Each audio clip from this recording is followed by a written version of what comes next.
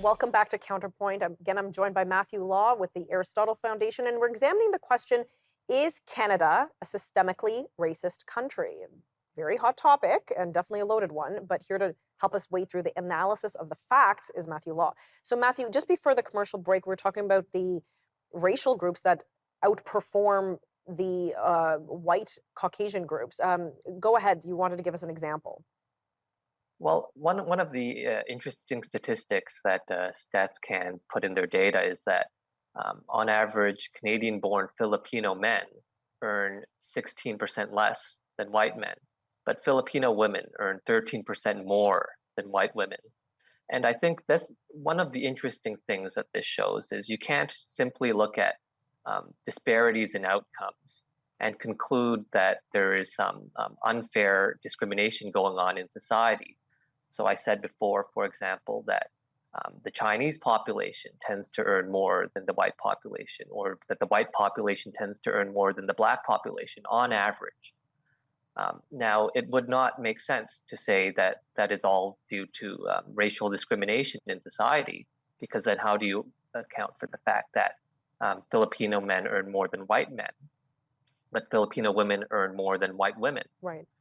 It's I think a clear example of Thomas Sowell has made the point many times that it's a fallacy to assume that in the absence of discrimination, everybody would have equal outcomes. There's just no reason to believe that's true.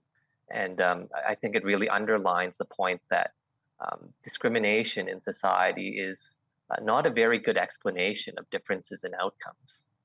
So on this particular point, what is a good explanation of the difference in outcome in this for economic disparity? Well, there's a lot of different factors that affect incomes. For example, the number of hours you work, the culture, even something like the city that you live in. We know, for example, that incomes tend to be much higher in big cities than if you live in a rural area. Occupation, the occupation that you work in will have a big effect. And actually, when we look at the occupational data, it comes up with some pretty similar conclusions as you would see from the income data. So, for example, South Asians who tend to have a higher income than average also account for a greater proportion of professional occupations like engineers and doctors and computing professionals. Okay. What about educational attainment? You know, we hear oftentimes that there's discrimination at educational institutions, that, if certain racial minorities are not allowed to access or are not allowed to attain higher education because of discrimination. Is there systemic racism in educational institutions? Well, one way, again, to look at this is to look at the proportion of people who are attending these institutions or graduating with a degree from them, for that matter. And we look at that as well. There's StatsCan has published data on that.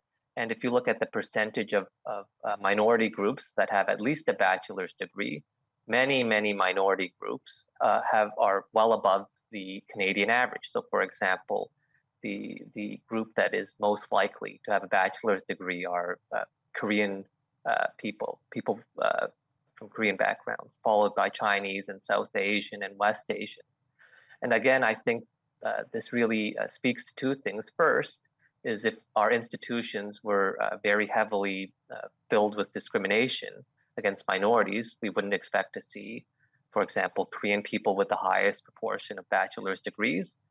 And another thing that this data might show is that we're allowing in a lot of immigrants who are highly educated. Mm-hmm. And when we are allowing in immigrants from Asian countries or other countries to come to Canada, I think this again underlines the fact that it's very hard to find evidence that we're discriminating against minorities on any systemic way.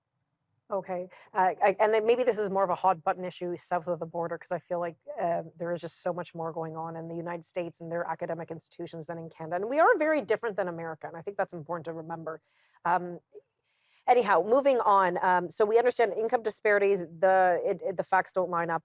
What about life expectancy? Are white people in the majority, are they living better lives than are they living longer than immigrants to this country or those from minority groups?